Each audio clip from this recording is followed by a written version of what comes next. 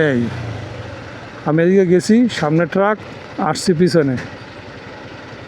এখন পিছনে এসে দেখি এই যে এদিকে যাচ্ছে গেট, এদিকেও যাইতে পারবে না, অলরেডি আমাদের ভিতরে ঢুকাই লাগবে। কিচ্ছু করার নেই, আরও কি পিছিয়ে যাবো।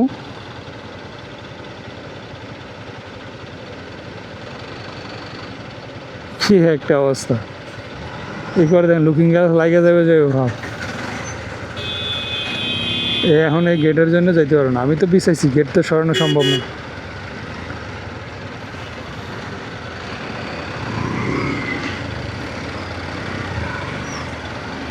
যত জ্বালা রে। হচ্ছে আমাদের উপজেলার প্রধান সড়ক। উপজেলা একটা ভাস্কর্য আছে ওই যে ওদিকে, আমি একটু দেখাই দাঁড়ান। উপজেলার রাস্তার কি অবস্থা।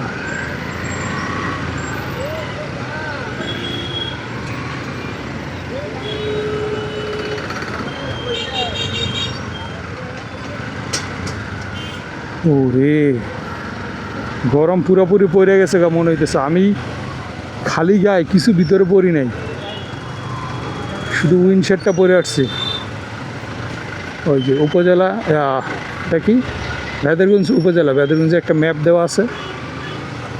এটা হচ্ছে আগে ছিল না, এখানে আগে ছিল হচ্ছে বুদ্ধিজীবীদের ভাস্কর্য। এরা জুলাই আন্দোলনের পরে এটা ভেঙে এখানে বেদরগঞ্জ উপজেলার স্মারকলিপি করা হয়েছে।